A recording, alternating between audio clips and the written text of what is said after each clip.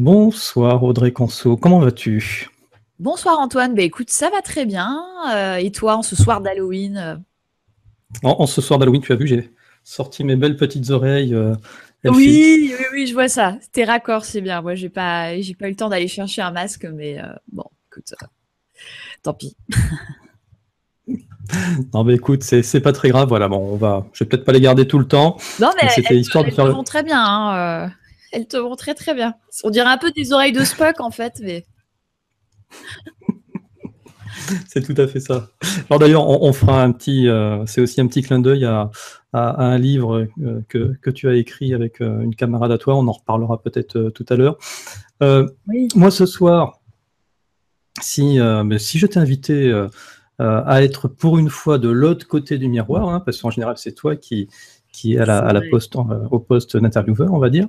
c'est vrai. C'est parce que ça fait donc quelques émissions que tu fais sur CTVM TV, hein, sur la chaîne de Claire Thomas. C'est une émission sur la culture le mercredi soir en général. Oui, c'est ça, c'est tous les mercredis soirs, en fait à 21h, voilà, en direct, en général, en direct. Ouais. Et c'est la chaîne Société et Culture, effectivement. Et on essaie de parler du Nouveau Monde, mais vraiment du point de vue social, quoi. C'est-à-dire de décloisonner un petit peu de tout ce qui est ésotérique, etc. Même si par exemple, on va faire des portraits de grandes mystiques. Hein. Donc, l'ésotérique continue quand même on continue d'en parler. Mais par exemple, tu vois, mercredi prochain, je vais recevoir Olivier Roland, qui est un entrepreneur. Donc voilà, on essaye d'élargir sur d'autres champs en fait que le spirituel pur et dur entre guillemets quoi. Sachant que le mot spirituel, moi c'est un concept qui me pose de plus en plus de problèmes. Je trouve qu'il faudrait le redéfinir parce que tu vois ce côté spirituel d'un côté, de l'autre non spirituel. Enfin c'est n'importe quoi. Je crois que faut arrêter avec ça quoi. Et effectivement, du coup, voilà, en te découvrant sur ces chaînes-là, on commence à avoir un petit peu cette philosophie peut-être pas de philosophie, hein, tu nous diras exactement comment toi tu l'as défini du Nouveau Monde. En tout cas, euh, c'est à travers tes émissions que je t'en ai entendu parler. Je me suis dit, tiens, c'est intéressant cette notion-là de Nouveau Monde. Du coup, j'ai essayé de voir un petit peu plus ce qu'il en était. Et je me suis dit que le meilleur moyen, finalement, de comprendre ce qu'était le Nouveau Monde, c'était peut-être d'en avoir déjà ton point de vue à toi. Voilà, tu nous expliques, soit dans les grandes lignes, soit en allant un peu plus. On a le temps, hein, ce soir, Ouais. y a pas de souci. Pendant que les monstres sont dehors en train de demander des bonbons, nous, on a le temps de discuter de ce Nouveau Monde. Voilà, qu'est-ce que c'est pour toi ce Nouveau Monde? Mais avant vraiment d'entamer le vif du sujet, peut-être ça aurait été bien qu'on te présente à nos spectateurs, parce que c'est vrai qu'on te voit à l'antenne, mais on ne sait pas un petit peu ton parcours, etc. Surtout que quand on tape ton nom sur Google, il y a quand même quelque chose qui ressort. C'est ça, que je vais partager. Donc, quand on tape ton nom sur Internet, c'est ça qui ressort, le guide des fées, Regard Oui. sur la femme, Ouais. avec Virginie Virginie Barsagol. Marsagol, ouais, une grande amie et qui est professeure de français. Voilà, entre autres. Enfin, elle a fait d'autres métiers, mais voilà, c'est une brillante professeure de français qui exerce dans des collèges difficiles du 93. Voilà, et Tu qui m'étonnes. rend Et service. alors, comment est-ce que vous en êtes arrivé à écrire ce livre, Le guide des fées, Regard sur la femme? Ouais, en fait, on travaillait toutes les deux, enfin on rédigeait des chroniques de livres pour un site qui s'appelle ActuSF. Je sais pas si tu connais.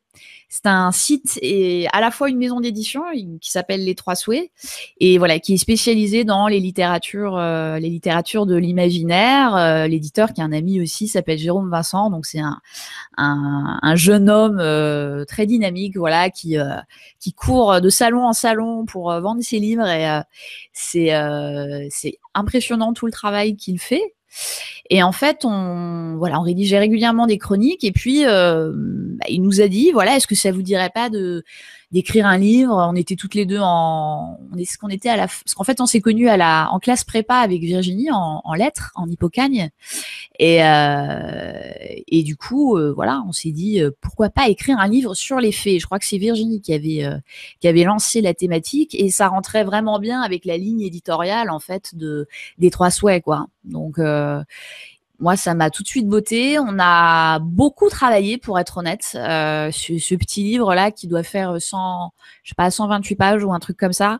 On a mis 2 ans à l'écrire. Bon, on faisait pas forcément que ça, mais on a beaucoup été à la bibliothèque, on a lu plein de textes et on a beaucoup brainstormé dessus. Et c'est un vrai. J'en suis assez fière de ce livre en fait parce qu'il est voilà sous des dehors assez modestes. Il y a un vrai contenu pour les férus des fées, quoi, les fans des fées. Et en plus, on a essayé de faire des rapprochements parce que le sous-titre, c'est Regard sur la femme. Donc l'idée, c'était pas seulement de faire c'était même pas de faire un inventaire sur la figure de la fée, c'était de dire, ok, qu'est-ce que finalement, au travers des différentes époques, qu'est-ce que, selon si c'est un homme ou une femme qui écrit le personnage de la fée, qu'est-ce qu'il y a derrière? C'est-à-dire, en gros, qu'est-ce que les différents personnages de fées disent de la femme? C'est ça en fait qui nous a intéressés parce qu'on s'est rendu compte que selon que nous étions au XVIIe ou au XVIIIe siècle ou selon si c'était un homme ou une femme qui écrivait, on n'avait pas du tout le même type de fées, le même type de femme en fait. Et par exemple au XVIIIe siècle, on avait des fées carrément révolutionnaires. On avait des cercles de conteuses à Versailles qui s'amusaient à décrire des fées totalement avant-gardistes. Donc voilà, des fées révolutionnaires qui prenaient le pouvoir, qui s'installaient, qui prenaient le trône de la reine, par exemple. Puis on avait aussi des rôles de fées très marrantes, des fées érotiques, en fait, qui faisaient l'éducation du prince. Donc voilà, c'était très Versailles, XVIIIe siècle, libertinage. Et on a découvert plein de textes géniaux, quoi. C'était super. Et donc, ça, vous l'avez écrit il y a combien de temps, finalement, ce livre? Le livre est paru en 2009. Donc, on a travaillé là-dessus. Depuis 2007, 2007, donc environ 2008, une bonne dizaine un truc d'années. comme ça, ouais. Ok. Donc, aujourd'hui, si je te parle d'aide de la nature, c'est quelque chose que... Ah oui. Ils sont dans la seconde dimension. Ça y est, enfin, je sais qu'ils existent. Je le sais. D'accord. Peut-être toi, tu les vois dans la seconde dimension. Enfin, d'après ce que j'ai lu et d'après ce que m'ont dit pas mal de personnes, ils appartiennent à la seconde dimension, ouais. D'accord. Ouais. Je sais pas, je croyais qu'il y avait un consensus là-dessus, mais...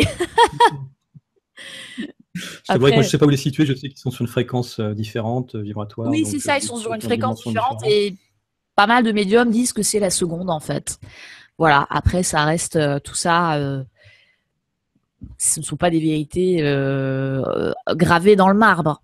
Donc, il faut rester prudent. Après des faits à Anne Givaudan, finalement, il n'y a qu'un pas.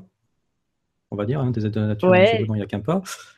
Et dernièrement, tu as posté une petite vidéo de 10 minutes, 10-12 minutes. Très belle vidéo quoi, où tu commences par citer un passage d'un des livres d'Anne Givaudan et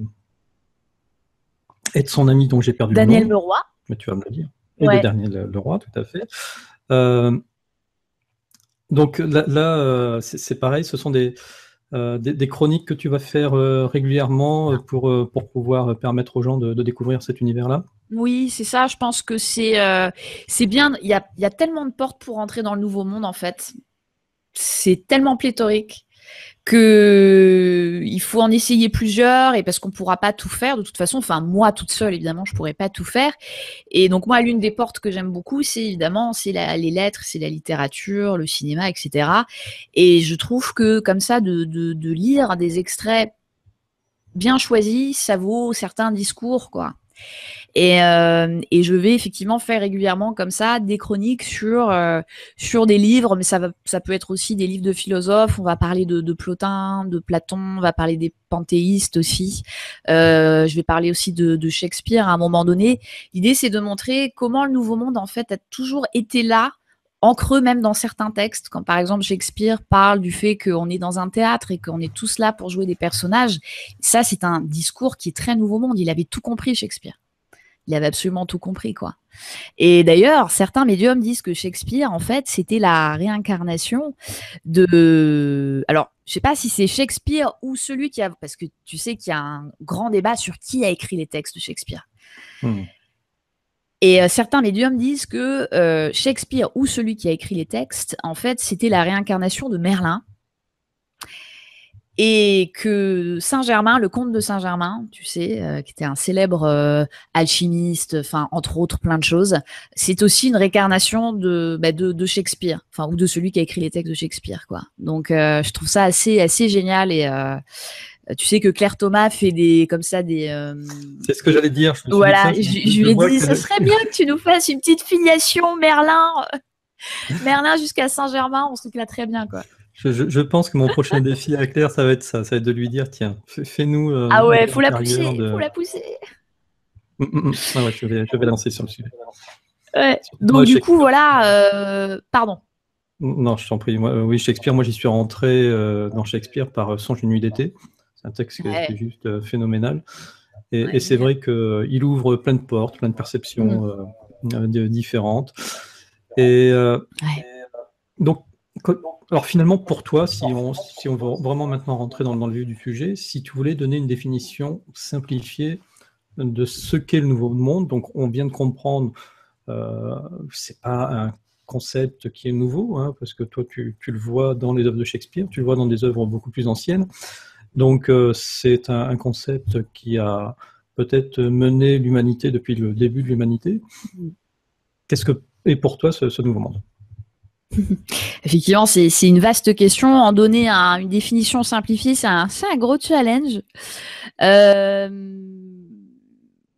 nouveau monde, c'est retrouver peut-être en quelque sorte le paradis qu'on aurait perdu, en fait. Voilà. Et le nouveau monde, c'est cet âge d'or, effectivement, dont parlent tous ces artistes, tous ces médiums, voilà, tellement de gens et tellement de textes depuis la nuit des temps. Et c'est cet âge d'or qui correspondrait en fait à l'ère du Verseau dans laquelle on est en train d'entrer, en fait. Et c'est un âge d'or où en fait on retrouve notre divinité. Ça va jusque là. Donc certains, les plus mystiques vont parler de 5e dimension. D'autres vont parler d'un monde où tout simplement on va vivre dans la paix, dans l'harmonie. Ça va être un monde où nos désirs, ça c'est vraiment pour la vision la plus, je dirais la plus jusque-boutiste. Certains disent que dans la 5e dimension, en fait, on aura une telle maîtrise de nos pensées que on manifestera tout de suite tout ce qu'on pense. Voilà, chose qu'évidemment on peut pas faire aujourd'hui puisque nous n'avons pas la maîtrise de nos pensées. Donc il est bien normal que nous ne manifestions pas tout ce que nous pensons, heureusement, quoi. Mais bon, ça, ce sont des définitions très extrêmes. Là, on est vraiment l'âge d'or, on est dans quelque chose de très voilà, de très difficile à imaginer. Donc avant ça, il y a plein d'étapes, en fait. Et ce nouveau monde, comme ça, il est en millefeuille. C'est-à-dire, pour moi, il palpite partout. Il est comme une espèce de toile d'araignée, on va dire. Et donc l'idée, c'est de parcourir toute cette toile d'araignée, toute cette constellation, pour pouvoir au final le modéliser, en fait. C'est ça, le modéliser. Et mais ce qui est certain, c'est que dans l'absolu, le nouveau monde, c'est un monde où il n'y a plus de peur, c'est-à-dire où on ne va plus au travail, la peur au ventre, en se disant que voilà, que il faut se battre très très fort pour grappiller des parts de marché. Non, dans le nouveau monde, l'abondance est pour tout le monde. Donc le travail sera quelque chose qui sera adapté à chacun, où chacun pourra s'épanouir, où on sera dans la collaboration, où les limites entre les entreprises elles-mêmes seront poreuses, c'est-à-dire que les entreprises travailleront les unes avec les autres beaucoup plus facilement, alors que maintenant toutes les entreprises, là, c'est des bunkers, c'est des boîtes d'ailleurs, comme on dit. Et dans le nouveau monde, tout va devenir extrêmement poreux, en fait. Tout va devenir extrêmement souple, extrêmement. On va abattre toutes les barrières. C'est ça, en fait, le nouveau monde. C'est abattre les barrières. C'est au niveau social, mais aussi à l'intérieur, puisque le nouveau monde, il commence déjà à l'intérieur de soi.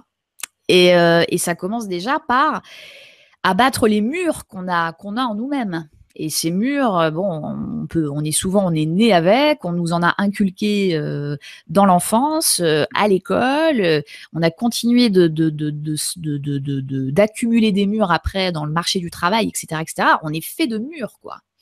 L'éducation elle-même, ce ne sont que des murs. La façon dont on éduque nos enfants aujourd'hui, c'est voilà, c'est les maths d'un côté, les lettres de l'autre, les machins, non. C'est pas ça, un enfant, il n'a pas besoin de. Il n'est pas. Les enfants d'aujourd'hui ont d'autres besoins, beaucoup plus souples. Ils ont besoin de transdisciplinarité, ils ont besoin de travailler plein d'autres parties de leur cerveau et pas seulement une petite partie de leur cerveau gauche. Donc, si tu veux, le nouveau monde, c'est aussi ça, c'est vraiment abattre toutes les barrières, quoi. C'est vraiment énormément de choses, en fait. Et puis, c'est surtout une histoire assez magnifique, en fait, le Nouveau Monde. Moi, en tant que scénariste, parce que j'étais scénariste aussi, je pense que j'aurais jamais osé, tu vois, imaginer une histoire pareille, quoi. Franchement, j'aurais jamais eu l'audace, j'aurais jamais eu le talent, quoi. Et tous les jours, je découvre des choses nouvelles, je découvre des hypothèses nouvelles, que ce soit sur l'origine de l'humanité, puisque le Nouveau Monde, c'est ça, c'est admettre que les autres civilisations de l'univers aient pu jouer un rôle et joueraient peut-être encore un rôle aujourd'hui dans l'histoire. Et je veux dire, le jour où cela va être véritablement admis, ça veut dire qu'il va falloir réécrire toute l'histoire officielle, à l'aune de ce facteur énorme qui est que, eh bien non, nous ne sommes pas seuls dans l'univers. Il semblerait que des civilisations soient déjà venues sur Terre avant, que peut-être même certains d'entre nous viennent de là-bas, enfin voilà. Et je veux dire, ça change absolument tout, quoi. Donc le Nouveau Monde, c'est ce truc énorme de prendre en compte le fait que la Terre, c'est rien et qu'en fait, on a été en interaction avec des tas et des tas d'autres choses, quoi. Donc c'est le Nouveau Monde, c'est de la science, c'est la science-fiction. Enfin, la science-fiction n'a qu'à bien se tenir, quoi. Franchement. Alors, avant d'aller plus loin dans ce qu'est le Nouveau Monde, moi, quand je t'entends parler, j'ai une image qui me vient, c'est celle-ci. Tu vas me dire ce que tu en penses. Hop, est-ce que tu reconnais, est-ce que tu vois à quoi je fais référence? Alors, Pink Floyd, The Wall. Ouais. Tu parles. Another Brick in the Wall. Ouais. C'est tout à fait ça. Le clip, c'est ça. Hein, c'est faire tomber les murs, faire tomber les concepts. Ouais. Je ne sais pas si tu as le clip en tête. Mais écoute, j'ai des images, des vagues images qui me reviennent, très vagues. Mais ouais, carrément, c'est carrément un bon rapprochement, effectivement. C'est ça, The Wall.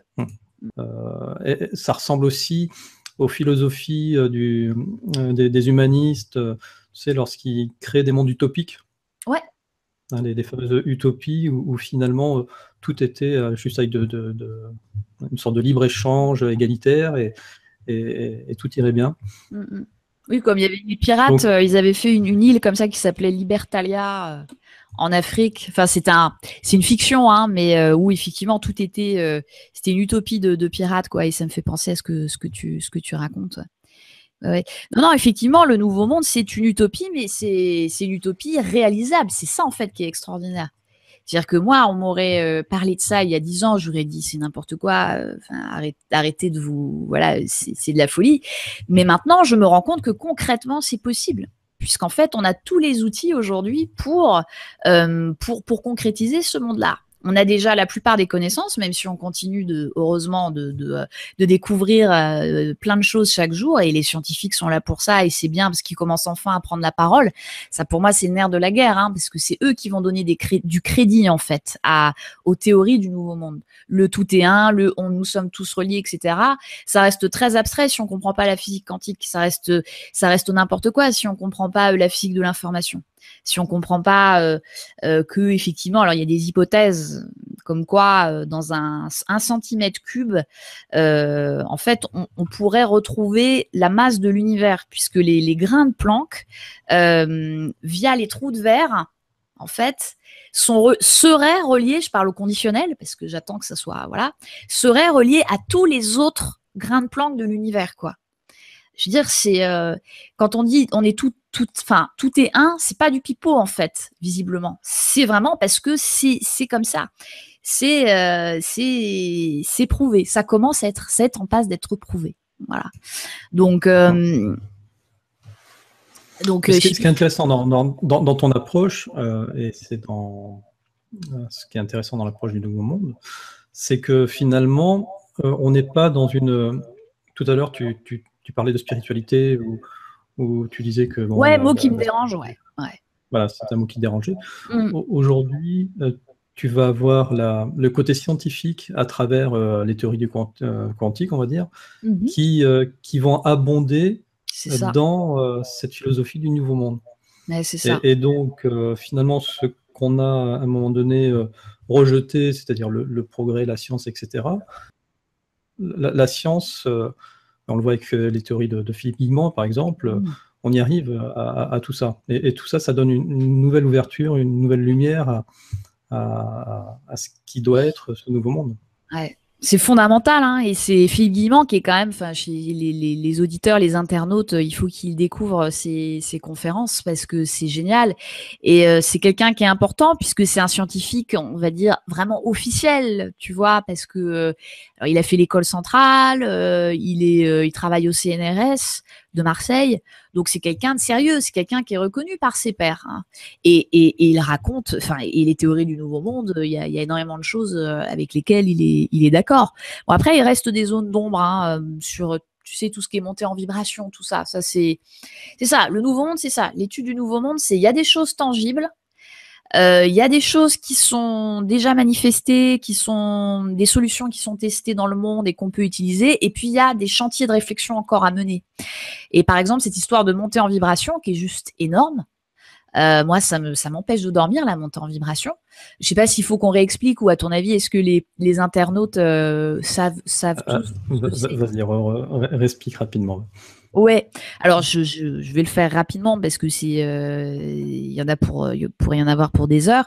Mais l'idée, donc la Terre, c'est un vaisseau spatial en fait. Donc ça, c'est pas la Terre, elle fonce à 80 000 km/h à travers l'univers. Donc voilà.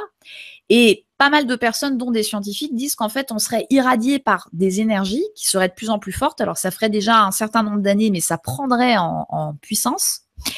Et ces énergies qu'on recevrait feraient monter la Terre en vibration, mais nous feraient aussi monter nous en vibration. Et avec toute une série de conséquences, puisque donc nous sommes information, la matière est information, tout n'est qu'information. Et en fait, ces énergies seraient là pour alchimiser ce qui n'a pas été alchimisé. Parce que le Nouveau Monde, c'est ça aussi, le passage de l'Ancien Monde vers le Nouveau Monde, c'est une alchimie intérieure. Et voilà, tout ce qui est engrammé dans nos cellules et qui nous pose des tas de problèmes, parce que ça n'a pas été éclairé, en fait. Voilà, toutes les zones d'ombre qui n'ont pas été éclairées, qui n'ont pas été alchimisées, en fait, nous ralentissent dans notre évolution. Nous ralentiraient dans notre évolution. Et ces énergies-là, incroyables, qu'on recevrait, seraient là, justement. Alors, certaines personnes appelleraient ça, des chrétiens pourraient appeler ça le feu sacré, par exemple, tu vois. Ces énergies seraient là, justement, pour faire comme un levier et pour faire ressortir tout ça, avec toutes les conséquences possibles, imaginables. Ça pourrait provoquer des burn-out, ça pourrait provoquer des dépressions, mais aussi des éveils de conscience, parce que du coup, ça ouvre, en fait, ça concourt à ouvrir les chakras, etc., etc. Et ça nous ferait monter en vibration. Voilà, donc ça, c'est par ce biais-là, en fait, c'est l'une des choses qui favoriserait l'émergence du Nouveau Monde. Donc c'est quand même un truc un peu énorme de se dire que voilà, on serait irradié chaque jour un peu plus par des énergies aussi fortes qui nous feraient évoluer vers une nouvelle civilisation. Enfin, c'est quand même une idée énorme. Je veux dire, c'est une saga de science-fiction à soi tout seul.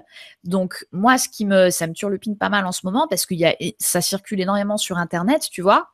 Et je me dis, soit c'est vrai, et alors dans ces cas-là, c'est extraordinaire et il faut le dire à tout le monde. C'est une information d'utilité publique. Soit c'est du pipeau. Et dans ces cas-là, il faut aussi le dire pour que les gens, ils arrêtent de rêver et tu vois, de se faire des films. Et j'ai commencé à envoyer des mails à certains scientifiques, justement, parce que ce qu'on aimerait bien sur CTVM, c'est faire une émission, tu vois, c'est faire des débats, justement, sur ce genre de questions, quoi. Et par exemple, j'aimerais bien savoir ce que Philippe Guillemot en pense, ou ce que même Étienne Klein en pense, enfin, tu vois, tous ces scientifiques officiels, tous ceux qui ont une réelle audience, c'est fondamental de savoir ce qu'ils pensent, quoi. tu vois. Aujourd'hui, pour avancer dans l'édification du nouveau monde, il faut qu'on fasse un tri, quoi, entre ce qui est de l'ordre de la fiction, ce qui est du grand n'importe quoi, et ce qui pourrait s'avérer juste. C'est vraiment une grosse partie c'est du boulot, effectivement quoi. ça, peut-être ça le plus dur. Le nerf de la Et le guerre. plus... Ouais. Alors, est-ce que finalement, tu dirais, parce que tout à l'heure, tu parlais d'alchimie, et tu sais, Hermès Trismégiste disait tout ce qui est en haut est comme ce qui est en bas, et tout ce qui est en bas est comme ce qui est en haut.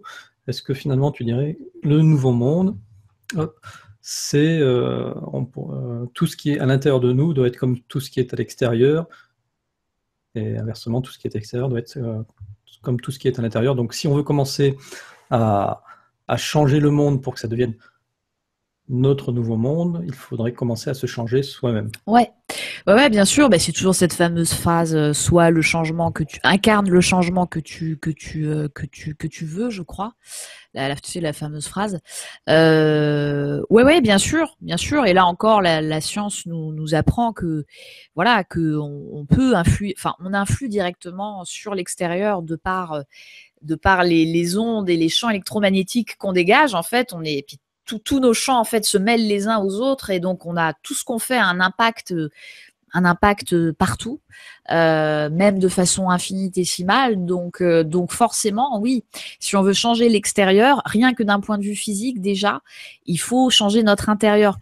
Après, je pense que c'est quand même important de. Moi, je suis assez obsédée par les collectivités, si tu veux. Je me dis, voilà, si on veut changer le monde, il faut quand même. Bon, on va pas attendre que tout le monde passe le cap pour mettre en place des collectivités entre guillemets labellisées Nouveau Monde.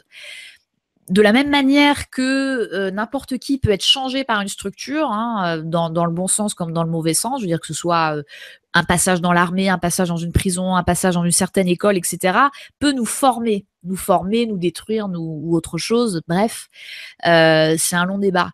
Mais c'est pour ça que je crois quand même énormément aux institutions, et je crois énormément aux collectivités. Et pour le coup, c'est extérieur. C'est-à-dire que le fait de faire des collectivités labellisées Nouveau Monde, ça pourrait aider certains d'entre nous à faire le passage plus rapidement, quoi. Parce que pour beaucoup de personnes, le Nouveau Monde, ça reste très abstrait, c'est compliqué à comprendre, c'est compliqué à concevoir, c'est trop, tu vois, c'est trop, voilà. Alors que si on les met par exemple dans un type d'entreprise qui est labellisé entre guillemets Nouveau Monde, ou dans une école, on met un ado dans une école qui effectivement a une façon d'enseigner qui est radicalement différente, et finalement ça va l'aider sûrement à changer beaucoup plus vite que n'importe quel discours. Tu vois, donc je pense aussi que l'extérieur peut vraiment nous aider à changer. C'est pour ça qu'il faut essayer d'agir sur les deux, tu vois. Mais après, oui, bien sûr, notre réalité est le produit de ce qu'on émane. Ça, je crois que maintenant c'est relativement clair. Et d'ailleurs, moi, dans mon parcours, ça a été une idée très difficile à admettre. C'est-à-dire que je trouve ça très chouette comme théorie. Je crée ma réalité, c'est génial. Tout ce que j'attire, en fait, c'est ce que j'émane. Mais alors, quand j'ai attiré des choses que j'ai pas trouvées plaisantes, ça veut dire que j'en étais responsable aussi. Donc après, c'est un vrai jeu. Tu regardes toute ta vie et les situations que tu as traversées, les gens que tu as connus et tout ça, et tu te dis, mais pourquoi j'ai attiré telle situation, telle chose à tel moment, quoi. Et c'est passionnant, en fait, parce qu'avec le recul, on se rend compte, mais oui, parce que j'avais ça à apprendre, puis j'avais ça à transcender. C'est toujours cette idée que nous sommes des diamants bruts, et on a 72 facettes, et il faut polir chacune de ces facettes. Donc ça fait déjà un certain nombre d'incarnations qu'on passe à les polir, mais il reste encore des facettes à perfectionner, et là on vivrait visiblement une incarnation capitale, puisque il s'agirait de terminer le travail, quoi. Alors, Audrey, du coup, par rapport à ce nouveau monde, de façon pratico-pratique, donc c'est-à-dire au quotidien, qu'est-ce qu'on peut faire pour mettre notre petite pierre à l'édifice de ce nouveau monde? Il y a beaucoup de choses à faire. Bon, je pense que déjà, il y a quand même une partie intellectuelle dans le nouveau monde, dans le sens où il faut s'informer quand même. Il faut s'informer sur justement sur toutes ces théories scientifiques et tout ça, parce que ça va aider justement après à appliquer des choses. Parce que si on comprend pas pourquoi, ce que je disais tout à l'heure, pourquoi nous sommes reliés et pourquoi mes paroles ont un impact sur la matière et sur les autres, après ça va avoir moins d'importance en fait, de justement de faire attention à ses pensées et à ses mots. Donc, je pense qu'il y a quand même un besoin de prise d'information. Ça, c'est une chose. Et la seconde chose, quand même, on est là pour apprendre la maîtrise, quoi. On est là pour apprendre la maîtrise et la maîtrise de quoi? Bah, de nos pensées, et de nos actes et de nos paroles, quoi. Et de faire en sorte que tout ça soit en accord. Donc, c'est évidemment très difficile. J'aime pas dire le mot lutte, mais quand même au début c'est ça, c'est une discipline de tous les instants, hein, quasiment. Surtout au niveau des pensées, parce qu'on a vite fait de se brancher sur des fréquences qui sont plus basses. D'autant plus que voilà, dès qu'on sort de chez soi, parce que des fois chez soi on est très bien, on est dans un cocon, on lit un livre génial, tout ça, et puis paf, on va au bureau, et là, je sais pas, on a un collègue pervers narcissique, ou alors on a quelqu'un dans le métro qui est agressif, donc paf, on se prend des champs de fréquences qui sont beaucoup plus bas. Donc là, ça demande évidemment presque de se détacher d'une partie de soi-même. Et c'est ça que moi, personnellement, je trouve très difficile dans cette translation vers le nouveau monde. C'est qu'au niveau du travail intérieur, on est presque obligé parfois de s'observer soi-même, c'est-à-dire d'arrêter, c'est toujours pareil, d'arrêter de s'identifier à ses émotions, à ses pensées, etc. et de faire cet effort de dire, OK, je me regarde en train de penser telle chose, je me regarde en train d'éprouver telle chose, mais je sais que ce n'est pas le vrai moi. Voilà, je sais que c'est mon ego, que ce n'est pas le moi divin, le soi supérieur. Donc, il faut que je me détache de ça et que je traverse cette émotion désagréable, etc., etc. Donc, en fait, c'est ça le travail le plus difficile, quoi. Parce que c'est une discipline de tous les instants et ça demande beaucoup de courage, en fait. Beaucoup de courage parce que souvent, on a envie de laisser tomber, on retombe, comme on dit. Et c'est vraiment qu'au bout d'un moment, que ça commence à se stabiliser. Mais de toute façon, il faut du courage hein, je dirais, pour basculer vers le nouveau monde. Il faut être prêt. Moi, je compare beaucoup ça avec, pour moi, le nouveau monde, c'est le monde dont chacun sera le héros, en fait. C'est l'incarnation dont on sera enfin le héros, dans la mesure où ça nous oblige à faire mourir une partie de nous-mêmes pour enfin accéder à ce soi supérieur qui est en chacun de nous. Mais ça demande, c'est comme un papillon avec une chrysalide, il faut que la peau de la chrysalide, elle craque et ça peut faire très très mal, quoi. Et ça peut passer par ce qu'on appelle la nuit noire de l'âme, hein, donc la traversée justement quand toutes les mémoires remontent et qu'il faut alchimiser tout ça, ça peut être compliqué, parfois il vaut mieux être accompagné. Donc le nouveau monde, c'est ça aussi, quand on veut basculer vers le nouveau monde, faut pas rester isolé. Là-dedans, il faut se faire accompagner, pas forcément par des thérapeutes, hein, ça peut être, il y a 10 000 façons d'être accompagné dans le nouveau monde. Il y a 10 000 façons de trouver des guides, sachant que le premier guide, c'est la vie, quoi. Si déjà tu es capable d'écouter la vie, ce qu'elle t'envoie dans ta journée, dans ton métro, dans ton bureau, d'analyser ce qui se passe et pourquoi on t'a envoyé telle situation, déjà, c'est très précieux. Mais encore faut-il avoir cette faculté d'analyser, etc. C'est pas, ça se fait pas en un jour.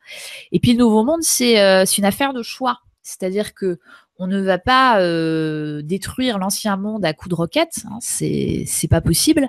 Donc il y a un nouveau monde qui palpite, il y a un ancien monde qui est en train de mourir petit à petit. Donc dans ma journée, il faut que je fasse le plus possible le choix du nouveau monde. Dans ce que je consomme, voilà, dans évidemment mes pensées, dans ma façon d'accueillir les situations que je traverse. On a toujours le choix, en fait. On a toujours le choix entre retomber dans l'ancien et aller vers le nouveau. Entre prendre des risques en allant vers l'inconnu et rester dans sa zone de confort, tu vois. Donc, est-ce que finalement, cette façon d'appréhender le nouveau monde, c'est pas se retourner à un moment donné sur sa vie et de se dire, au moins, je n'ai aucun remords. J'ai peut-être des regrets d'avoir fait des choix, des mauvais choix, mais j'ai pas de remords, c'est-à-dire que j'ai assumé à un moment donné toutes mes pensées, j'ai mis en adéquation mes actes, mes paroles, mes pensées, tout ça, et j'ai essayé d'avancer, de prendre des risques. et d'assumer ce que je suis et ce que je pense être. Est-ce que finalement, c'est pas tout ça aussi la démarche? Ouais, je pense qu'effectivement, ça joue un rôle, le fait de pas avoir de, de pas avoir de regrets, de pas Alors, j'ai pas dit de regret, j'ai dit de remords. Parce que tu de sais, la remords. Ouais, subtilité, hein, c'est c'est ouais le la nuance. regret, c'est t'as fait un mauvais choix, tu regrettes de Ouais, l'avoir fait. Alors que le remords, c'est que tu ne sauras jamais si tu avais fait un mauvais choix ou pas. Parce que tu n'as pas fait le choix. et ouais, effectivement. De toute façon, on peut jamais vraiment savoir. Euh, Moi, je pense que voilà, il faut une vie réussie. Enfin, c'est un long débat, hein, mais Oui, Audrey, c'est quoi une vie réussie? Dis-nous tout. ouais, c'est compliqué. Non, non, mais je crois que c'est toujours pareil. Il ne faut plus que nos choix soient motivés par la peur. Ça, c'est la base de la base, quoi. C'est la peur dans le nouveau monde, elle n'a plus sa place. Alors, ça veut pas dire que qu'on n'a plus de peur. Forcément, on est des êtres humains, hein, donc on va continuer d'avoir des peurs, mais nos peurs ne doivent plus nous empêcher de faire les choses. C'est le fameux tremble mais avance, quoi. Donc, même si tu as peur de faire un truc, et ben à la limite, c'est la raison, il faut y aller. Si tu as peur, il faut y aller. Et voilà. Et encore une fois, on retombe sur cette idée de courage. Hein. Maintenant, on n'est plus dans notre zone de confort. C'est comme ça. C'est pas facile, mais il faut y aller. Et le être un héros, c'est ça. Hein. Être un héros, c'est accepter de pénétrer dans la forêt pleine de fantômes et de méchants animaux et de traverser cette putain de forêt, quoi. Donc, Ça me fait penser à la litanie contre la peur des Bene Gesserit dans Dune. Hein, oui, voilà, tout je à sais pas fait. si ça te rappelle quelque chose. J'affronterai Ouais, ma peur, je laisserai passer sur moi à travers moi, et après, une fois que je l'aurai passé, je c'est serai ça. voilà, grandi. C'est ça. C'est Donc ça. finalement, la peur serait le premier ennemi de ce nouveau monde, en définitive. Ben oui, parce que c'est ce qui nous empêche, par exemple, au niveau des collectivités. Parce qu'il y a plein de choses à faire. Hein. On sait ce qui serait bien comme nouvelle école. On sait ce qui serait bien comme nouvelle entreprise. Il y a un mec génial qui s'appelle Frédéric Laloux qui a écrit un livre génial qui s'appelle Reinventing Organization, où il fait un inventaire, enfin, qui est pas, il parle pas de toutes les entreprises, mais il parle de 10-15 entreprises qui ont été forgées sur ce qu'on appelle sur le mode Opal, où ça n'a strictement rien à voir avec le mode de gouvernance actuel. Et ces entreprises, elles fonctionnent. Ces entreprises, elles rapportent de l'argent. Ces entreprises, elles sont les employés, ils sont heureux. Mais si on proposait ça à des entreprises françaises, enfin, sachant qu'il y a une entreprise Favi dans le nord de la France, c'est une entreprise qui s'occupe de pièces automobiles, je crois, et qui est très proche du mode Opal, et c'est génial. Et je vais essayer d'inviter le mec, le patron, dans mon émission parce qu'il est génial. Mais voilà, on les a les solutions, tu vois. Mais si demain, on va avoir des chefs d'entreprise français et qu'on leur dit, voilà, vous avez envie d'ouvrir une nouvelle entreprise de je sais pas quoi, mais bon, on va pas la faire à l'ancienne. Moi, j'ai une solution géniale qui va révolutionner la vie de vos employés, etc., etc. Le problème, c'est que ils ont peur. Ils ont peur parce que dans ce type d'entreprise, par exemple, il n'y a plus de ce qu'on appelle de services annexes. C'est-à-dire que ce sont des petites équipes, en fait, et chaque équipe s'occupe de tout. Chaque unité s'occupe de recruter son personnel, de faire son budget, etc. Par exemple, dans l'entreprise Nouveau Monde, il n'y a plus de ressources humaines. C'est fini. On n'a plus besoin de ça, quoi. Et il y a des entreprises comme ça aux États-Unis qui fonctionnent, où ce sont les ouvriers qui vont commander eux-mêmes les marchandises. Et des fois, les mecs, ils commandent pour des millions de dollars de marchandises. Et on leur fait confiance. Donc, vous imaginez, en France, je veux dire, on est encore très, très frileux, quoi. Et les mecs, ils sont encore sur sur leurs acquis, et ils ont très peur de se lancer dans des choses comme ça. Donc, tout ça pour te dire que la peur nous ralentit. C'est-à-dire que si moi, demain, je vais faire un séminaire devant des chefs d'entreprise et que je leur dis ça, si j'en ai un qui vient me voir à la fin et qui me dit c'est génial, je veux faire le mode Opal, j'aurai de la chance parce que les mentalités tardent un petit peu à bouger. Donc c'est pour ça que je pense qu'il faut défendre ces idées-là, peut-être auprès d'un public plus jeune. Tu vois, Est-ce qu'au final, la problématique là-dessus, elle n'est pas plus en amont? Parce que la peur aujourd'hui dans une entreprise, c'est quoi? C'est la peur que tu aies un petit jeune qui arrive, qui te prenne ta place. C'est la peur que de perdre ton emploi parce que derrière, tu as des emprunts, tu ne pourras pas les rembourser, c'est la peur. Tu vois, potentiellement, tu as plein de peurs qui pourraient être justifiées, même si ce sont des faux problèmes. Mais est-ce qu'en définitive, la problématique, elle n'est pas en amont?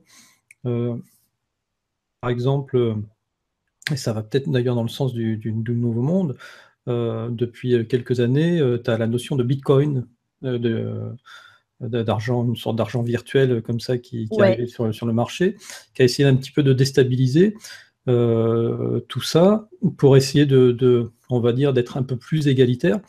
Est-ce que finalement, ce ne serait pas le système à la base qu'il faudrait changer, le système monétaire, le système de libre-échange, etc. Ouais, bien sûr. Si on remonte à la base de la base de la base, par exemple, l'unité qui est commune à tous les humains, c'est quoi? Tiens, je te pose la question. Pour toi, l'unité qui est l'unité, tu veux dire une unité qui est commune à tous les humains, que tu sois en France, au Bangladesh, au Kazakhstan. En termes d'argent, tu veux dire? En termes de valorisation de quelque chose. Je sais pas, tu me poses une colle. Non, je sais pas. L'unité. En fait, c'est l'unité temporelle. C'est-à-dire que tu sois dans n'importe lequel de ces trois pays-là, si tu passes 1 heure à fabriquer du pain, cette heure-là, elle a la même valeur. Et en définitive,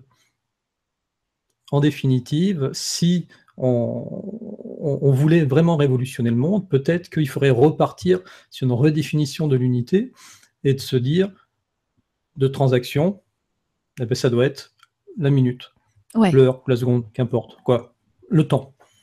Et donc, le temps que tu vas passer à fabriquer quelque chose, ça va te permettre d'avoir un équivalent en temps pour autre chose. Et donc, bien sûr, après, avec toute la difficulté, comment est-ce que tu payes un docteur, comment est-ce que tu payes un artiste qui va faire une pièce de théâtre, etc. Bon, qu'importe, tout ça, ça peut se résoudre. Mais tu vois, est-ce que on parle de résoudre le problème de la peur en entreprise, mais est-ce que ne faudrait pas remonter?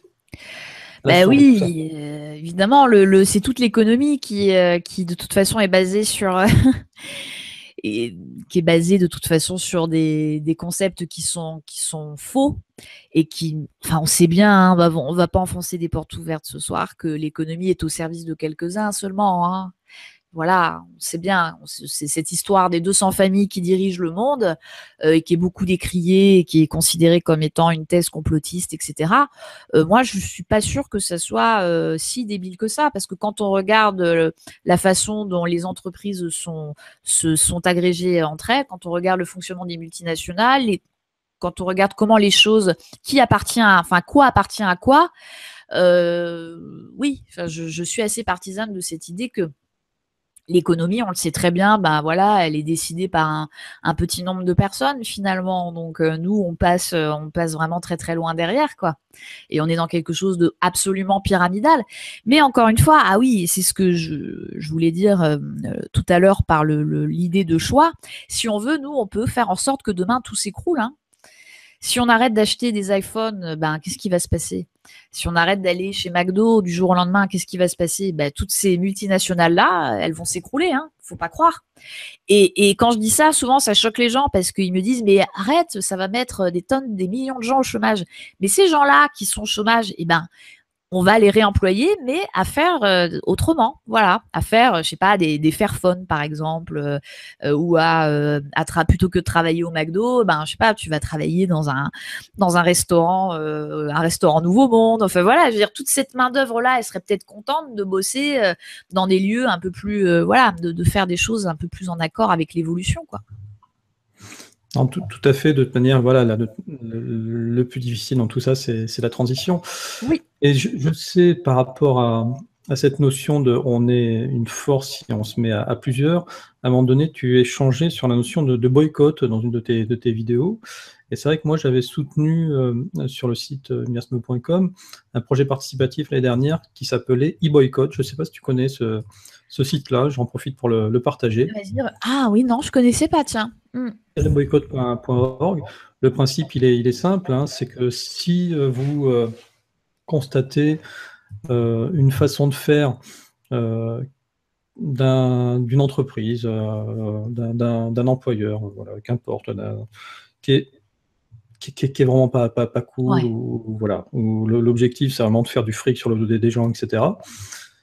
Vous déposez un dossier, et si le dossier, voilà, il est recevable, l'association e-boycott va diffuser l'information auprès de tous les consommateurs, et les consommateurs vont s'engager effectivement à boycotter telle ou telle entreprise. Je sais que l'exemple qui avait été donné, c'est une histoire d'un cinéma du côté de Le Mans qui n'avait pas été très cool, avec des handicapés en fauteuil roulant par rapport à l'accessibilité, etc. Ouais. Et donc, ils avaient lancé une action, etc. Sachant que l'objectif, c'est pas de perdre de l'argent à l'entreprise, c'est de faire réagir l'entreprise. Oui, c'est ça. Pour que l'entreprise change. Voilà. Oui, parce que pour le coup, bon, un cinéma, on n'a pas envie que ça ferme. Donc, mais effectivement, c'est bien de leur mettre un petit coup de pression pour qu'ils traitent bien les handicapés, c'est clair. Voilà, donc non, je connaissais pas ce site, effectivement. C'est intéressant. C'est intéressant, et c'est une façon. Tout ça pour dire, c'est qu'effectivement, si on est nombreux à participer à une cause, bien sûr, on a du pouvoir, on a de la puissance. Oui, complètement. C'est ce qui nous fera basculer vers le nouveau monde, hein, d'ailleurs. Ce sera quand on aura atteint cette espèce de masse critique qui va faire de plus en plus d'actions au quotidien en faveur du nouveau monde. Et puis c'est comme ça que petit à petit, on va changer de paradigme, quoi. Et puis ce qui serait bien, c'est qu'un jour le nouveau monde, ça soit aussi un parti politique. Ce serait bien, ça. Et moi, je pense que ça le sera. Je suis à peu près sûre d'ici 2017. De toute façon, ça m'intéresse. Voilà. Je suis plutôt concentrée sur 2022. Je pense que d'ici 2022, il y aura un parti qui naîtra de toutes ces idées. C'est obligatoire, parce que ça va exploser, quoi. Les élections ne seront pas gagnées en 2022 par un parti du Nouveau Monde, je ne pense pas. Mais en tout cas, à un moment donné, on va arriver à la politique, quoi. Et c'est important. Est-ce que c'est pas déjà un petit peu ce qui se passe en Espagne avec, oui, je sais plus comment, le fameux parti politique Podemos. Ouais, Podemos, ouais, c'est intéressant. Nous pouvons. Ouais, exactement. En Islande aussi, il se passe des choses. Enfin, non, ça palpite, hein. Ça palpite un peu partout, là. Donc, en France, c'est plus difficile parce qu'on a les éléphants qui sont tellement bien mis en place que c'est plus difficile pour des nouveaux partis de s'installer, quoi. Mais avec les réseaux sociaux qui prennent de plus en plus de poids, je crois que dans 4-5 ans, puis bon, là, on risque quand même, enfin, je sais pas ce que je souhaite, hein, mais je pense que les 5 prochaines années vont pas forcément être très, très simples. Du coup, je pense que les gens, ils vont s'ouvrir, tu vois, peut-être à d'autres alternatives, hein. Ils vont peut-être voir les choses sous des angles qu'ils n'auraient jamais envisagés avant. Et je pense que le Nouveau Monde serait une alternative politique exceptionnelle, géniale, en fait. Voilà, qui ne serait ni gauche ni droite. Alors là, moi, je veux plus jamais entendre parler de gauche et de droite. C'est l'avant. C'est en avant. Voilà, la gauche à droite, on s'en fout, c'est en avant. Voilà, tu sais qu'est-ce qu'il te reste à faire, hein, finalement. Oui, non. Créer ton parti, c'est pas mal. Non, moi, par contre, si un parti du Nouveau Monde se créerait, je serais ravie de travailler pour ce parti, ça c'est sûr. Mais effectivement, je crois qu'il y a déjà des partis comme ça qui commencent à voir le jour. Alors, je n'ai pas les noms en tête, mais il y a des intellectuels comme ça qui se réunissent pour essayer de sortir un nouveau paradigme. Ouais. Voilà. Mais déjà, on prendrait quelque chose de révolutionnaire, on prendrait en compte le vote blanc. Oui. C'est con comme idée. Tu vois ? C'est-à-dire que si le vote blanc est majoritaire, on dit aux hommes politiques, écoutez, messieurs, vous reprenez votre candidat, vous le changez, vous reprenez votre feuille de route, vous la changez, puis vous revenez une fois que ça sera fait. C'est ça. C'est ça, parce que là, pour 2017, on est vraiment mal barré. Enfin, en même temps, voilà, rien ne va changer finalement, tu vois. Et bon, moi aujourd'hui, j'attends vraiment plus du tout rien de la politique, et je pense qu'il faut vraiment plus que les gens attendent quoi que ce soit de la politique. Faites de la politique chez vous, dans votre entreprise, et surtout, voilà, n'attendez plus rien de tout ça, et faites une diète médiatique. Ah oui. Pour moi, l'une des façons de basculer vers le nouveau monde, c'est de faire une diète médiatique, c'est-à-dire de ne pas trop écouter les médias de masse, évidemment. Parce que ça nous pollue, d'autant plus que la plupart des infos sont très, sont très partiels. C'est pas forcément terrible au niveau qualité, tu vois. Donc il faut. Ça veut pas dire. Moi, j'écoute un peu la radio, tu vois, quand même. Je trouve sur France Inter, par exemple, il y a des choses il y a des émissions passionnantes. Donc, je dis pas qu'il faut se couper complètement de tout, mais bon, il faut pas trop se polluer avec tout ça, quoi.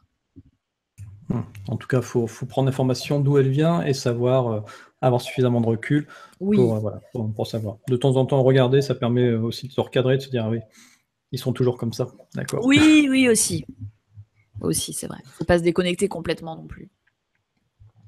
Alors, au final, donc le nouveau monde, donc on a vu que dans notre quotidien, on pouvait essayer de le mettre en place. Est-ce que à un moment donné, tu parlais de consommation, de consommer autrement. Donc, comment est-ce que tu consommerais, toi, dans le nouveau monde et de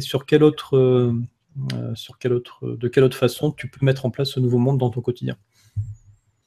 Comment je consommerais dans le nouveau monde? Eh ben, bon, le nouveau monde n'est pas vraiment déjà là, mais moi, ce que j'imagine, comme beaucoup, c'est que on va revenir au local, quoi. On va revenir au local. Là, je pense évidemment principalement à la nourriture. Et il y a déjà des choses qui sont mises en place. Moi, notamment là où j'habite à Paris, il y a des initiatives très intéressantes, hein, des fermiers en fait de la région qui ont mis en place un site où on commande ce qu'on veut à distance et ils viennent livrer à la fin de la semaine. Et ce sont des bons produits. Eux, ils se font une marge correcte. Nous, on achète des produits corrects à des prix corrects. Et franchement, tout le monde est content. Mais évidemment, on saute tous les intermédiaires. C'est-à-dire tous les supermarchés, etc. Voilà, c'est le supermarché tel qu'il est aujourd'hui. Je pense pas que dans le nouveau monde, il est sa place. Ou alors ce sera vraiment vraiment une autre forme de supermarché. Mais il y aura évidemment un retour au local. Et paradoxalement, on va tous beaucoup plus se parler au niveau international. Donc ça va être paradoxal parce que on va retourner vers le local et en même temps on va être de plus en plus vers l'international.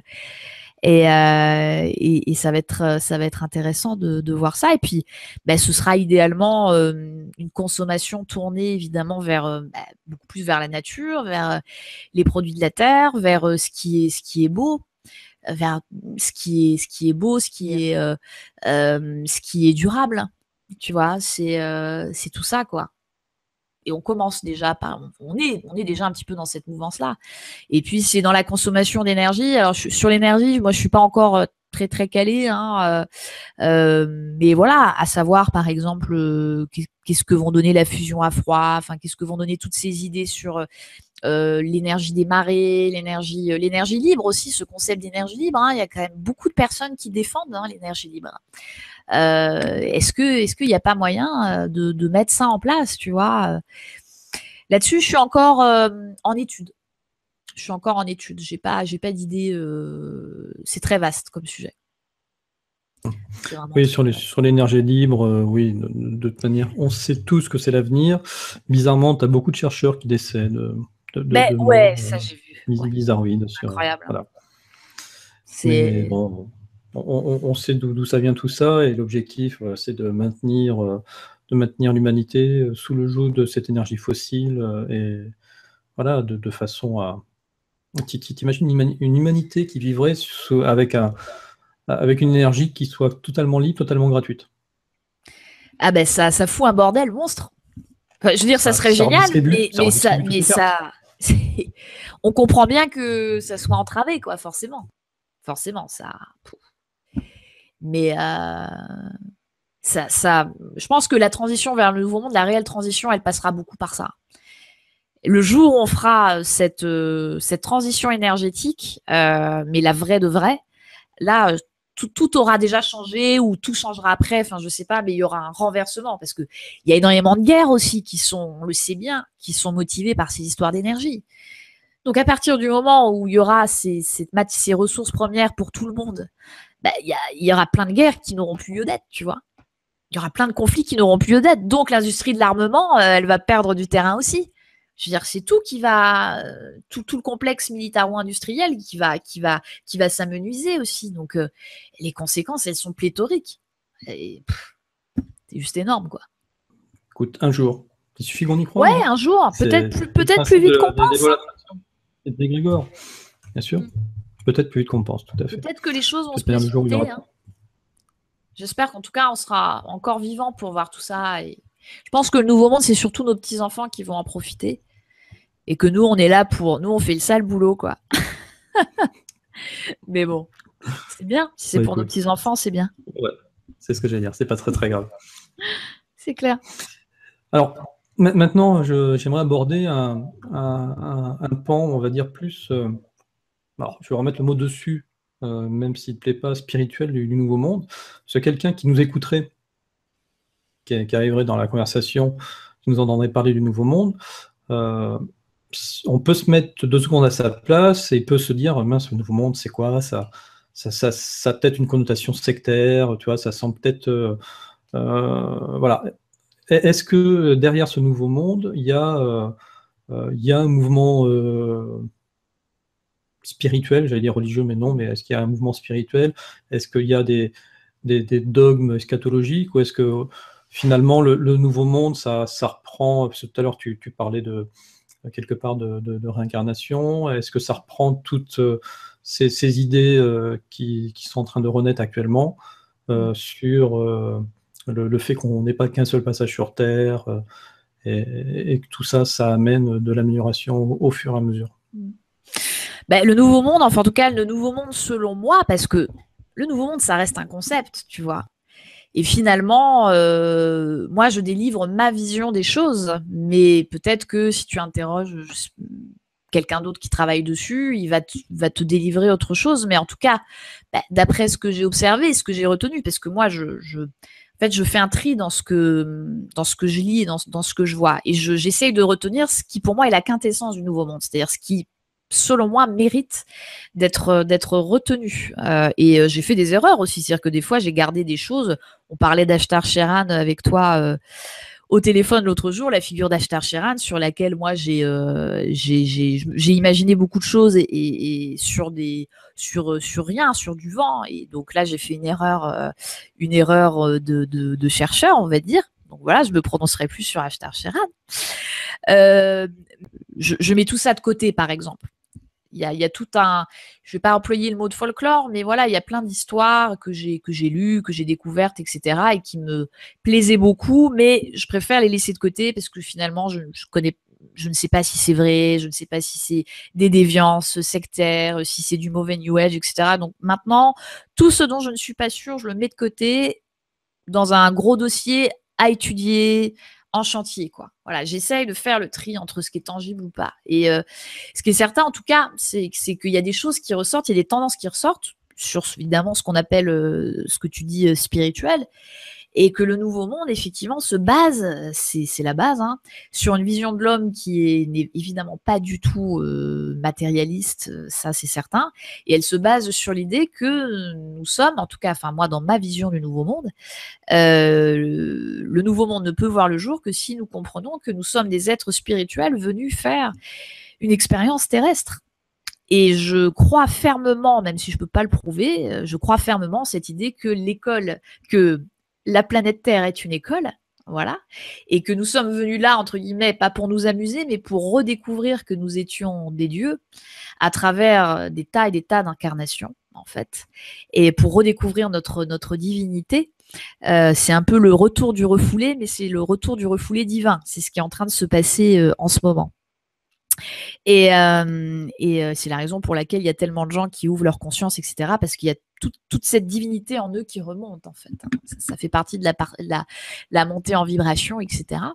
Et oui, bien sûr, le nouveau monde, selon moi, ça inclut cette idée que, effectivement, que nous sommes tous reliés, que nos mots, chaque parole, chaque pensée a un impact, et que c'est pour ça que comme il est dit dans les 4 accords Toltec, il faut que notre parole soit impeccable, entre autres.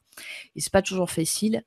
Et oui, et c'est vraiment cette idée que voilà, que nous sommes des êtres spirituels venus faire une expérience terrestre. Et ça, je le sens dans les tripes, hein, pour le coup.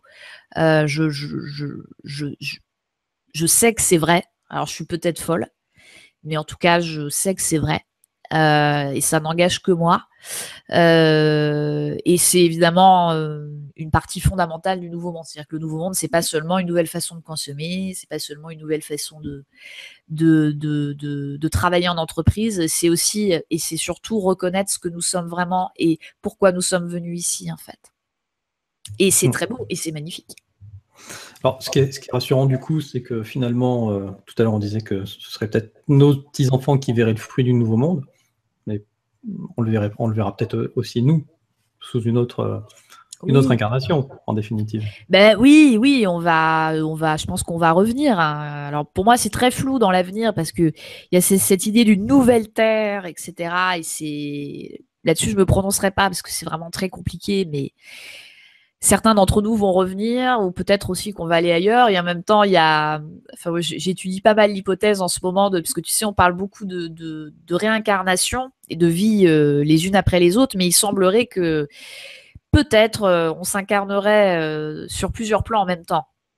Et on ne parlerait plus de réincarnation, enfin de vie antérieure, mais de vie simultanée. Et comme on comprend de plus en plus qu'en fait le temps n'existe pas, est-ce que parler de vie antérieure, est-ce vraiment juste? Puisque si ni le passé, ni le présent, ni le futur n'existent, enfin, si ni le passé, ni le futur n'existent et que seulement le présent existe, peut-on parler de vie antérieure, tu vois?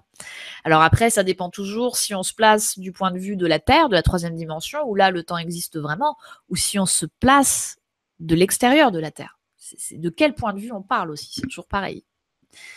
Mais peut-être, en tous les cas, que dans nos incarnations futures, il y aura une partie de nous qui continuera d'être sur Terre et puis qui verra tout ça.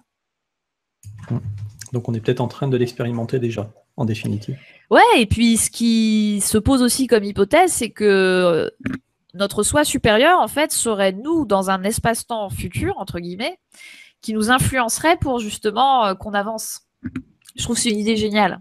C'est le principe de l'intrication quantique, en fait, où l'information irait ailleurs, sur un autre espace-temps, et nous reviendrait avec notre double quantique. Ouais, c'est ça. Et finalement, on revient à ce qu'on disait en introduction de ce débat, de ce sujet, c'est que la science aujourd'hui, dans ses découvertes, dans son avancée, finalement arrive petit à petit vers une définition qui est complètement autre que celle qu'on connaissait aujourd'hui, très cartésienne, qui nous amène à ça, cette notion de nouveau monde. Et je sais, pour avoir écouté plusieurs... tout à l'heure, on parlait de Philippe Guillemot, pour avoir écouté plusieurs de ses conférences. Lui, à la base, c'est un roboticien qui essayait de mettre la conscience, à un moment donné, de donner de la conscience à une machine.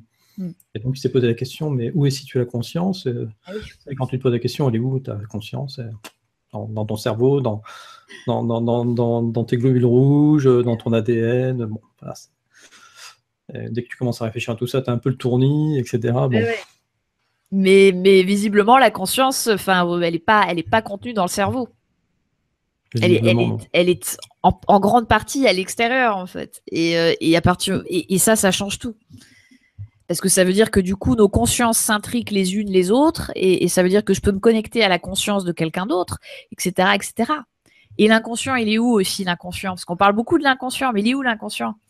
Moi, il y a 10 ans, en classe prépa, quand on me parlait de l'inconscient freudien, je croyais que c'était dans mes neurones. Mais non, mes neurones, sont juste... mon cerveau n'est qu'une antenne pour plein de choses. Mon cerveau n'est qu'une antenne, mais il y a des tonnes d'énergie qui transitent par cette antenne. Et la plupart des gens pensent que dans leur cerveau, il y a tout. Il y a la mémoire, la conscience, les pensées, les idées. Mais non, c'est pas du tout comme ça que ça marche. Et c'est pour ça que c'est important que les scientifiques prennent la parole là-dessus. Tout à fait. Le cerveau, finalement, c'est juste un filtre. Hein. J'ai écouté une émission avec Corinne Sombrin, la fameuse chamane, qui arrive à se mettre en état de transe quasi instantané. Et donc, elle disait que, justement, elle est le sujet d'expérience scientifique sur le cerveau. Que le cerveau reçoit des millions de bits d'informations. Finalement, on met des filtres partout pour pas qu'on devienne fou et n'en retient que quelques milliers qui sont utiles à l'instant présent. Donc, voilà. Puis on n'a pas qu'un cerveau, en plus, on en a 3 au niveau de la tête. Puis on a aussi un cerveau dans le cœur et on a un cerveau dans le ventre. On a des neurones. Dans l'estomac, ouais. Et ouais, dans l'estomac. Donc voilà. Et donc voilà, tout ça, ce sont les avancées de la science, en définitive, cette fameuse science qu'à un moment donné, on jetait un petit peu sur le bûcher des sorcières en disant non, la science, c'est la perte. Finalement, non, c'est peut-être la science qui va nous permettre d'ouvrir ces voies à ces nouveaux chemins, ce nouveau monde, en définitive. Ouais, je pense que les scientifiques ont un rôle énorme à jouer et c'est pas facile pour eux. Et d'ailleurs, Philippe Guillemont, il parle bien d'une crise de la physique. Hein, voilà. Ils se retrouvent à traiter des questions qui sont essentielles, qui sont compliquées dans le débat public. Mais on a besoin d'eux, quoi. On a vraiment besoin d'eux pour ouvrir les yeux des gens. On a besoin qu'ils s'adressent, qu'ils aillent dans les médias de masse, qu'ils aillent témoigner, qu'ils expliquent aux gens tout ça parce que on leur donne du crédit aux scientifiques. Donc, ils peuvent faire passer plus facilement certaines idées. Et vraiment, ils vont jouer un rôle très, très important dans les années à venir. Ça, c'est sûr. T'as peut-être vu d'ailleurs un film comme Interstellar? Ouais, je suis une fan absolue d'Interstellar. Voilà, je sais pas pourquoi, je m'en suis douté. Ah ouais, ouais. Et puis, je médite avec, quand j'ai le temps, je médite beaucoup avec la musique d'Interstellar, évidemment. Qui est juste. Je suis quelqu'un qui ne pleure jamais. Le Nouveau Monde parfois me fait pleurer parfois parce que quand j'entrevois la beauté abyssale de ce qui se passe, enfin ça, je pense quand on commence à le comprendre, en fait, si on n'est pas ému, c'est qu'on n'est pas tout à fait un homme, c'est pas possible parce que ça dépasse tout. Et voilà, et je trouve que la musique d'Interstellar, parfois elle fait comprendre intuitivement tout ça, elle fait comprendre l'infini en fait. Et elle est extraordinaire, cette musique. Vraiment extraordinaire. Et le film l'est tout autant. Ouais, je suis entièrement d'accord. C'est un film qui a mis une grande claque à beaucoup de gens. Pas mal d'entre nous, ouais. Et il y avait des physiciens d'ailleurs, enfin il y avait au moins un physicien dans l'équipe de scénaristes. Donc ça, voilà, c'est pas du pipeau en plus. Tout n'est pas forcément juste d'après ce que m'ont dit certains scientifiques, mais c'est pas du pipeau. Ouais. Audrey, alors si finalement on devait aller finir sur une note positive par rapport à ce nouveau monde, quel conseil tu donnerais à nos auditeurs qui ont envie d'essayer de chercher un peu plus sur le sujet, déjà de chercher par eux-mêmes, hein, mais quel conseil tu donnerais à nos auditeurs? Le conseil que je donnerais, c'est il y a cette phrase moi que je me répète souvent, je sais plus de qui elle est, mais qui parlait d'un exploit sportif qui a été fait au début du siècle par quelqu'un qui a traversé, je sais plus si c'est la Manche à la nage ou l'Atlantique à la nage, enfin un truc assez incroyable.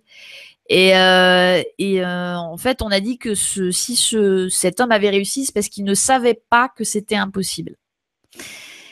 Et je pense que le Nouveau Monde, c'est ça. Si on se place d'un point de vue 3D, matérialiste, basique, on va dire, c'est pas possible, c'est de la science-fiction, ça ne va jamais arriver.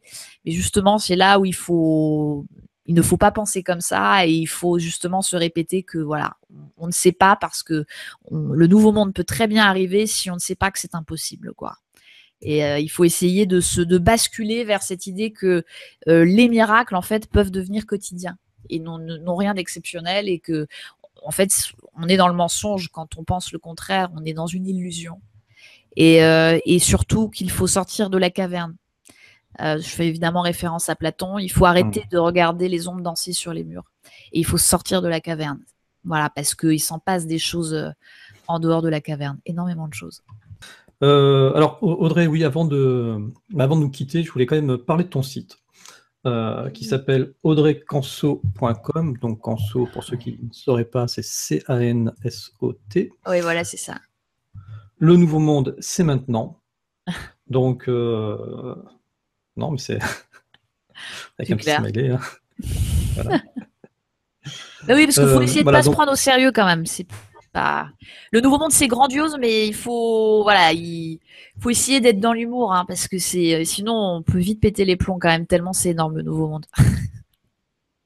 Alors, explique-nous un petit peu ton site, voilà, comment, parce que donc il est tout nouveau, hein, tu t'en as changé il n'y a pas très longtemps. Il est encore en chantier, hein. Ouais, il est encore en chantier, il est encore artisanal et j'ai pas de mal à te dire que je suis une brêle en informatique, donc voilà, les informaticiens, les webmasters et tout ça, ils vont hurler parce qu'ils vont, voilà. On trouve, alors je relaye parce que je travaille sur CTVM TV aussi en tant qu'animatrice, donc je relaye les émissions que je fais sur CTVM sur ce site, mais pas seulement. Je mets aussi les tutos, puisqu'en fait j'ai commencé à faire, on en a parlé je crois au début, des tutos sur le Nouveau Monde. Et l'idée c'est, il y a plusieurs rubriques. Il y a une rubrique qui porte sur l'univers, il y a une rubrique qui porte sur le nouveau paradigme dans le quotidien. Il y a une rubrique sur le nouveau monde dans l'art, etc. Donc, je vais alimenter chacune de ces rubriques. Il y a déjà 2 ou 3 articles, mais donc je vais les alimenter de tutos et d'articles sur voilà sur ces différentes thématiques afin de jeter des ponts entre toutes ces disciplines et puis d'esquisser peu à peu ce concept de nouveau monde, de le définir et puis bien sûr de comprendre comment on peut basculer vers lui concrètement. Hein, à la fois au quotidien. En fait, l'idée, ce serait presque qu'on devienne tous des agents du nouveau monde, quoi. Alors, faut le prendre en rigolant, c'est comme un jeu. C'est qu'on soit tous des infiltrés dans la matrice et qu'on soit tous des agents du nouveau monde. Dans notre famille, dans notre entreprise, qu'on soit tous là pour instiguer des nouvelles idées, des nouvelles initiatives. Tout en, évidemment, faisant toujours ce travail sur nous-mêmes, parce que d'avoir des beaux discours en restant toujours 3D et tout ça, ça sert à rien. Soyons clairs. Donc le site c'est ça. Puis plus tard il y aura des webinaires, il y aura voilà. C'est un travail de titan à faire ça toute seule. Ouais, je pense que je vais pas. Enfin, en fait, je me vois pas seule trop longtemps. Moi, à terme, je voudrais avoir une équipe en fait. Je voudrais qu'on soit une équipe pour travailler sur le site, pour voilà, parce que moi toute seule, c'est pas l'idéal. C'est pas l'idéal, c'est bien de brainstormer avec d'autres gens. Enfin, j'échange beaucoup, mais j'aimerais être dans un bureau avec des gens en fait. Ce serait ça le but, d'être une équipe vraiment, d'être une équipe et puis d'avoir plein de collaborateurs. Donc on peut lancer un appel d'ores et déjà peut-être. Ah bien sûr, ouais, bien sûr. Je suis ouverte aux collaborations, voilà, dans un esprit nouveau monde. Si vous sentez une longueur d'onde avec ce projet, n'hésitez pas effectivement à me contacter. Il y a la page contact d'ailleurs, donc il y a toutes mes coordonnées, donc effectivement, ouais, n'hésitez pas. Ok. Bon, et puis pour finir aussi, tu m'as dit tout à l'heure en off que tu étais en train de finir d'écrire un livre sur le Nouveau Monde pour. Alors je suis pas en train de finir, je suis plutôt, c'est vraiment en cours. D'accord. C'est vraiment en cours, ouais, c'est vraiment en cours. J'ai en tête une série en fait une série de petits guides de textes assez courts qui porteraient à chaque fois sur des thématiques différentes et avec cette idée de faire un peu un programme. C'est-à-dire vraiment toujours, il y a cette volonté pédagogique toujours d'expliquer d'où vient le nouveau monde, au confluent de quoi, comment basculer vers lui, au niveau des collectivités, au niveau individuel, etc. C'est toute une constellation en fait, et c'est pour ça que ça serait bien qu'on soit plusieurs peut-être à rédiger parce que en fait c'est pléthorique quoi, c'est juste énorme.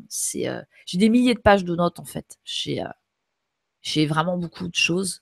Donc mettre tout ça en forme, des fois pour arriver à synthétiser, c'est un vrai défi quoi. Donc voilà, ce livre, ouais, j'aimerais le terminer. Le premier tome, en tout cas, qui sera une introduction au Nouveau Monde, j'aimerais le terminer en décembre, janvier, ça serait bien. Quoi. Ah oui, donc c'est quand même assez. Ça sera un texte relativement court, ouais. Ça sera un texte relativement court. Ok. Bon, en tout cas, voilà, c'est un beau projet. Écoute, Audrey, moi je suis content de t'avoir reçu dans Rencontre hors du commun. Voilà, ça nous a permis de pouvoir, te découvrir et deux, découvrir avec toi ce qu'était ce nouveau monde, parce que c'est vrai qu'on en entend parler un petit peu partout. Oui. J'y avais pas forcément prêté attention, mais maintenant, je le vois partout. Oui, ça va exploser, ça va exploser. Et je voulais juste finir pour notre entretien par une phrase que tu as empruntée à Audiard, mais que je trouve géniale. Et que tu as cité dans une de tes webinars, on va dire. Bienheureux les fêlés parce qu'ils laissent passer la lumière. Je crois que c'est tout à fait ça. Ouais, il faut garder notre petite fêlure, notre petite air de folie et ne pas hésiter à avancer. C'est ça. Complètement. À bientôt, Audrey. Merci à toi.